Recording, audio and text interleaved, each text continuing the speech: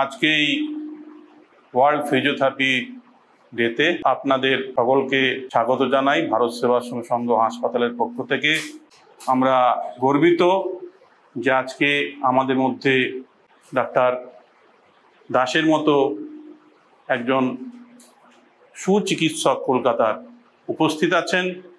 আপনারা ফিজিওথেরাপির ব্যাপারে ওরা সব বলবে এবং ওনার মূল্যবান বক্তব্য অবশ্যই আমরা শুনতে চাইব। এই বলে আমি সকলের মঙ্গল প্রার্থনা করি। ওম শান্তি শান্তি শান্তি। নমস্কার। আজকে আমরা সমবেত হয়েছি একটা কারণে, সেটা হচ্ছে যে আমরা এখানে মূলত স্ট্রোক সংক্রান্ত কাজে আপনাদের সঙ্গে আছি। স্ট্রোকের ব্যাপারে আমরা পিরিয়ডিক্যালি এখানে আপনারা জানেন যে আপনাদের মধ্যে অ্যাওয়ারনেস ক্রিয়েট করা, যার জন্যে সেবা কথাটা আমরা শুনি। আপনারা সেবা প্রদান করেন এবং সেই সেবায় অনেক মানুষের কল্যাণ হয়, অনেক মানুষ ভালো হন, তাদের পূর্ববর্তী জীবনে ফেরত যান। হাসপাতালটা একটা অদ্ভুত জায়গা, যেখানে কোনো ধরনের চালাকি, কোনো ধরনের তছরূপ, কোনো ধরনের বদমাইশি স্থান পায় না। এই শিক্ষা যেন সর্বাঙ্গীন সুন্দর হয়, এর মধ্যে কোনো বিরোধিতা না মাথাচাড়া দেয় এবং সবার শেষে ওই তিনটি জাদু মন্ত্র ওম শান্তি শান্তি শান্তিহি।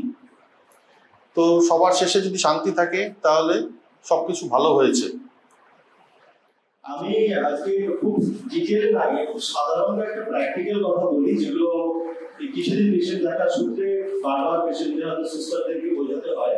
বেসিক্যালি আমরা এখানে তো মূলত স্ট্রোকের পেশেন্টগুলো দেখি, স্ট্রোক বা সাধারণ যে পেশেন্টগুলো আপনারা অন্য ক্ষেত্রেও আসে, হয়তো সেটা কোনো এমার্জেন্সি স্টেজে আছে বা কিছু, দুটো ক্ষেত্রেই যাতে আমাদের কাজে কিছু সুবিধা হয়, আমাদের এক্সপিরিয়েন্স যা হয়েছে সেটাই আমি একটু বলার চেষ্টা করি।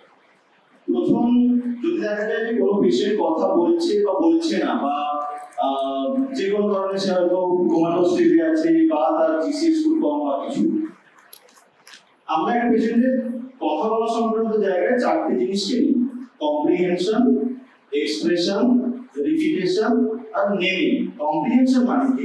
পেশেন্টের বোঝার ক্ষমতা। এখন বোঝা অনেক স্তরের হয়, কিন্তু আমরা খুব গ্রস লেভেলে বোঝা, যে তাকে হয়তো বললাম যে চোখ খুলুন, হাতটা ধরুন, পাটা নাড়ান, গ্রস বোঝা। তো এই বোঝার ক্ষমতাটা আছে কি?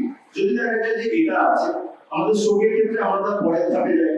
যেমন এই কথা বলার ক্ষেত্রে জিভটা নাড়ানো বা মুখটা খোলা, জিভটাকে কবর্ব কেমন করে, লবর্ব কেমন করে, এটাও এক ধরনের বোঝা। এটা তার পরের ধাপে বোঝা। কিন্তু শুরুর দিকে পেশেন্ট কি এতটুকু বোঝে? সাধারণত মেডিকেলি ফাইলে লেখা থাকে বোধহয় সিম্পল ভার্বাল কমান্ড ফলো করছে, সিম্পল ভার্বাল কমান্ড। কিছু পেশেন্টের কন্ডিশন নিয়ে আমরা যদি ভিডিও তুলে নেব, তাহলে কি হবে? এখানে পেশেন্টের ভিডিও ডিফারেন্ট স্টেজ, মানে শুরুটা, তারপর মাঝখানটা কেমন আর শেষটা কেমন হয়ে গেল, ওটা থাকলে এখানে থাকলে তো সবাই একসাথে সেটা দেখে নিতে পারে। সেটা আমরা সময় শুরুর মতো করবো। ঠিক আছে? অনেক ধন্যবাদ শোনার জন্য। আমার কথা শুরু করছি।